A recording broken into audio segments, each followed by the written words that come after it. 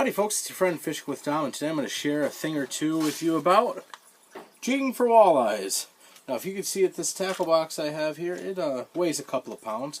I absolutely love jigging for walleyes. It is easily my favorite way to catch and target them, no matter where we are. Inland lakes, open water reefs, in the rivers, through the ice. Jigging walleyes, my specialty. I like doing it a lot more than trolling for walleye. This is how I honed in on my personal craft when it comes to mastering walleye. I by no means am a master walleye angler, but this is my specialty compared to a lot of other Great Lakes anglers who specialize in trolling.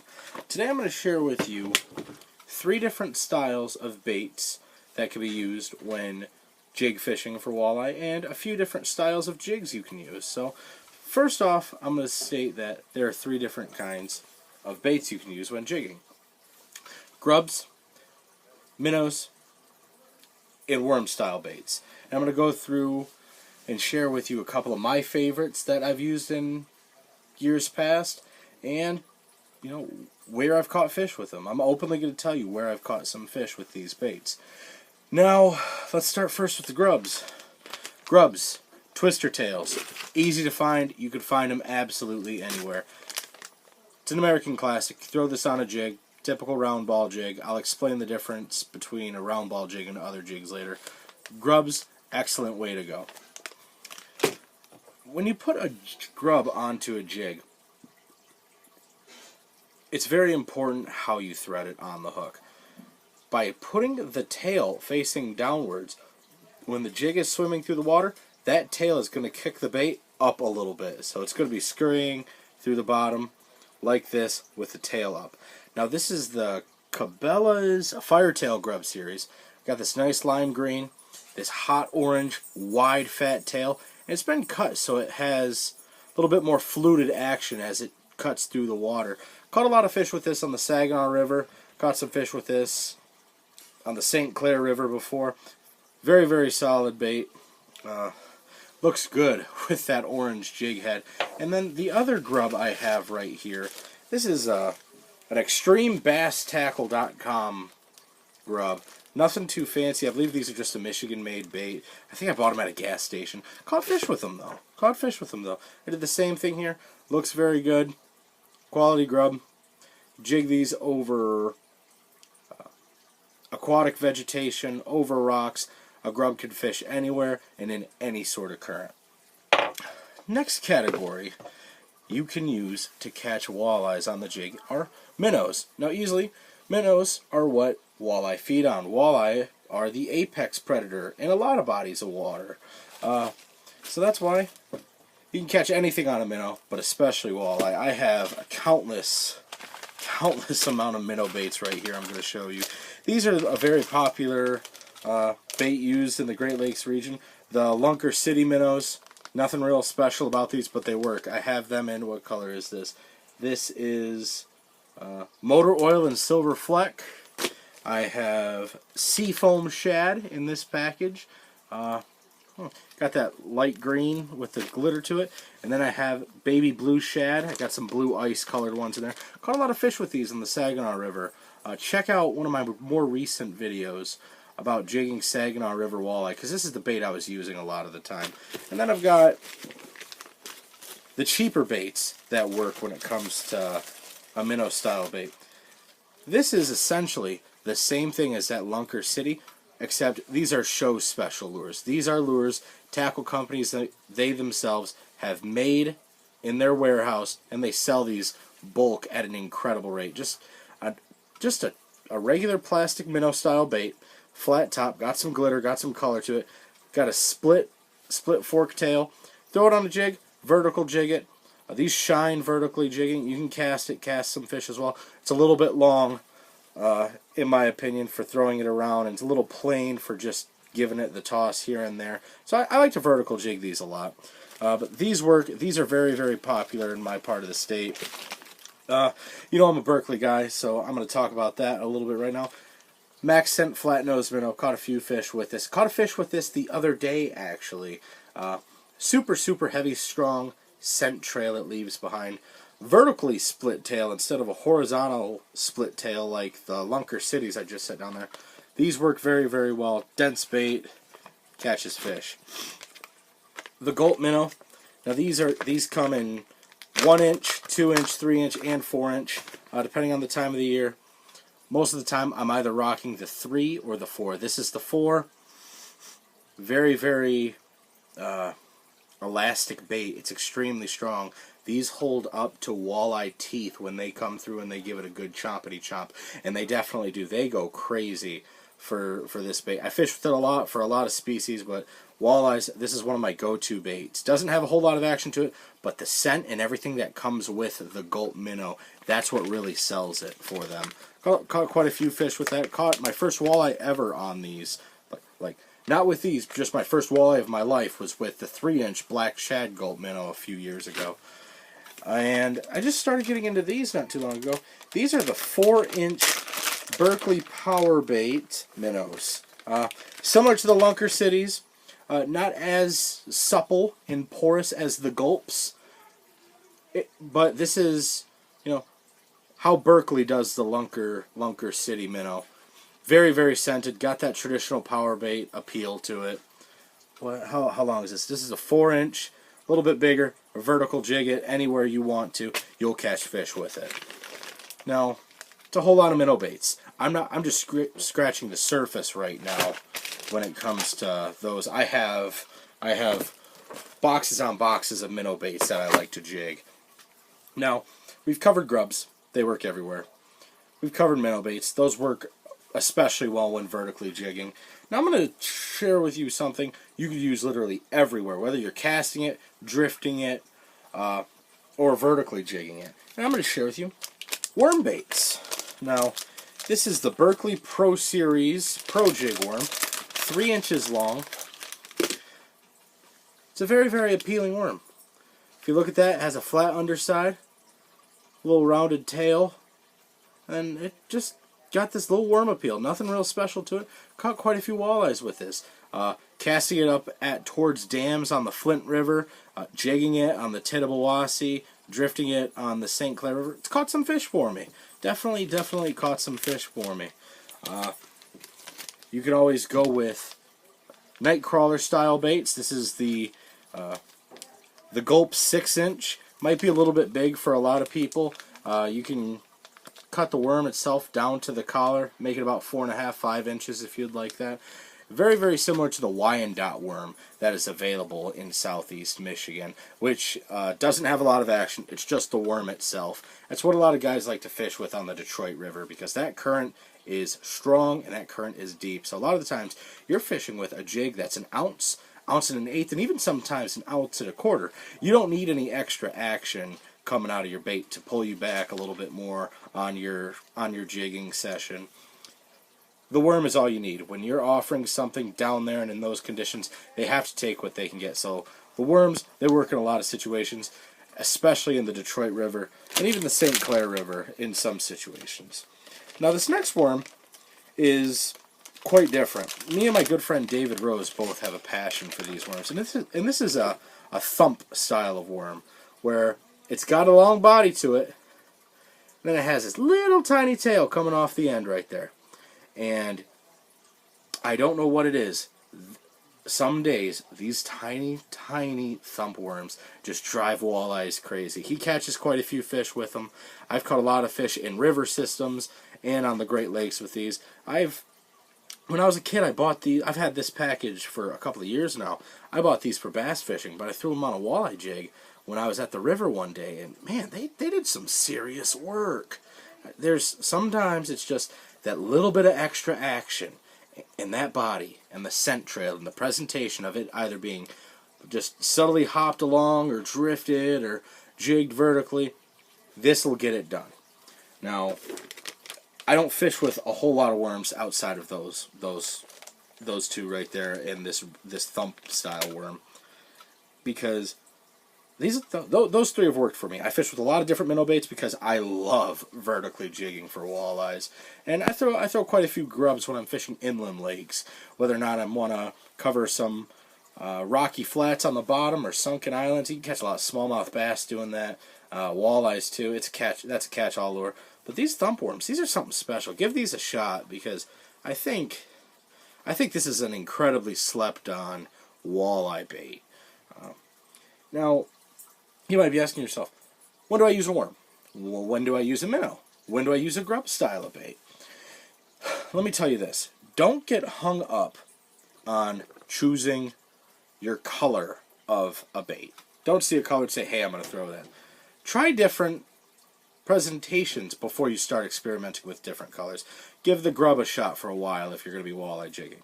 Give a worm or a thumpworm like this a shot. If those two don't work, maybe the minnow is what's doing it. Maybe you catch a few fish on the minnow and you play with colors a little bit. Worry about what they're going to eat before you start altering your color selection. Plain and simple. Plain and simple.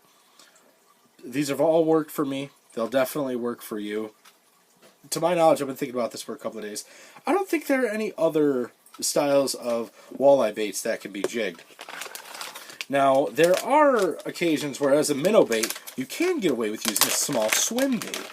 Right here, Berkeley Ripple Shad. Very, very popular walleye bait that some folks jig. Wide body, got an excellent kick and paddle tail, got a real good action, bright red eyes.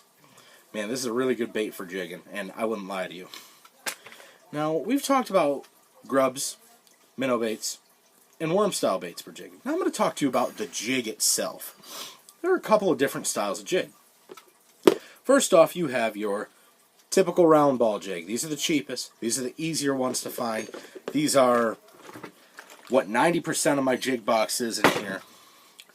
This is what you can use in almost any given situation and catch a lot of fish. Nothing wrong with that. These definitely work. In fact, I have one right here. This is the last jig I was using in my Saginaw River walleye fishing expedition. Check out that video when you get a chance. It's a round ball jig, but this is a sickle hook jig. I'll tell you a little bit about that in a minute. But round ball jigs, you just crash them vertically and they sit on the bottom just like that. They don't do anything special. Just lift them, drop them. That's what they do. Got my stinger hook here. A little tidbit when it comes to fishing with a stinger hook. Never hook your bait with the stinger hook. Leave it free flowing, because if that walleye is big enough to want a bait this size, which it's not that big, so it really goes to show the power of the hydrodynamics behind their gill plates. When they're seeing it, before they actually hit it, their gills flail open and they suck in the bait before they actually chew it. Before they chew it and attack it, and by doing that, they bring in this stinger hook first. So they bring that in first. They might hit this bait. If they don't hit the point of this hook, you've got this tiny treble hook as an insurance policy. And that'll work for you. That'll definitely work for you. So round ball jigs, like I've got rigged up on this grub right here. You jig it, you cast it, hit the bottom, nothing special, nothing much to them. Stand-up jigs are a little bit different. And what do you suppose they do? They stand up. Now, pretend my hand is the bottom of a river or a lake. And you see that right there? That hook point is being positioned in an upwards action. Now, say a cold front's moving through, and you've been dying to go walleye fishing, but they're not hitting it on the action or the pause, 18 inches above the bottom. You have to set it down on the bottom and let them slurp it up. Like what I did here with the Pro Jig worm. It's going to sit on the bottom just like that. That tail's going to be floating upwards. That fish is going to come in and see that bait positioned upwards and slurp it right up. Absolutely get it done. Stand-up jigs, they work very well for live bait, for artificial baits, minnow baits, grubs. I threaded the worm on here because it was easy. Generally speaking, when there's a cold front moving through and I want to match the fish's metabolism, I'll throw on a worm bait if I'm always going to use a stand-up jig. But that's that. I haven't fished with them too much, but I know they definitely work. And if you want to use live bait, just hook that minnow through there. When that's positioned downwards, that fish will see that minnow just hanging out and game over. Absolutely. You're going to get the job done. Now, second of all, we're not going to focus on the fact that this is a round ball jig. We're going to look at the hook itself. This is a sickle hook, and Matsuo came out with this style of hook about 15 or 16 years ago, where right here it bends at a 42.5-degree angle. This is so when that fish gets hooked, it has less opportunity to thrash around and throw the hook just because the angle is there. With a round bend hook, the bend is consistent from the point all the way down to the keeper.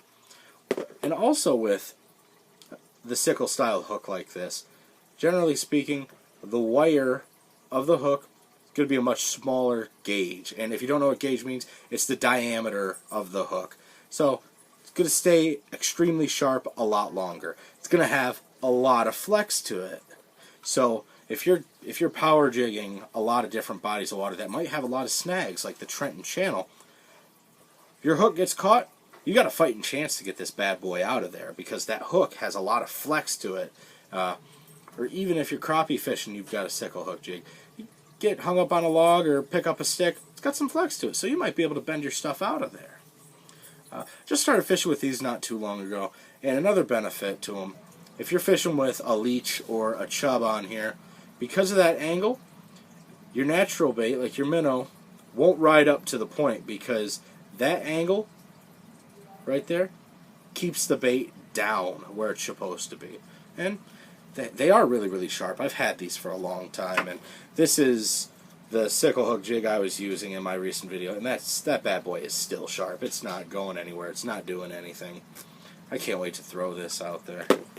And then, last of all, you can call them flat jigs or disc jigs, but these are jigs where on the sides they look to be round, but from the front they're flat on both sides. This is so they cut through the current easier. Now, let's compare an apple to an orange. If you have current blowing towards me and you have much more surface for the current to get onto, a round ball jig isn't going to flow as vertical and as in line as a flat jig because there is less space for water to push back on. It also cuts through the water a little bit better. And you can get these up to an ounce, ounce and an eighth, ounce and a quarter at Bass Pro Shop. Very, very popular. You don't have to get an absolutely enormous jig like this one if you want to fish the Detroit River and offer a more of a finesse presentation. You get a larger disc-style jig, whatever you want to call it, flat-sided jig, cut through the water just a little bit better. I've used them. They work. They definitely work. I fished the Detroit River and the St. Clair River with them. Compared to the round balls, they just ride a little bit smoother. I can get away with a smaller weight.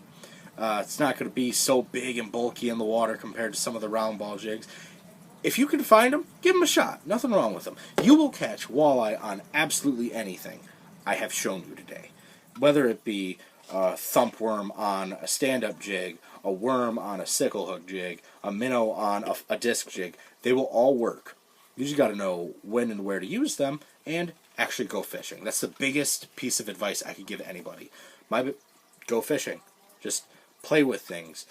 Think about it a little bit. Go out again and try something different. A lot goes into it.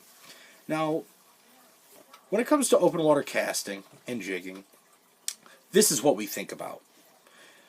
These kinds of jigs, these vertical casting, working it over humps and weeds.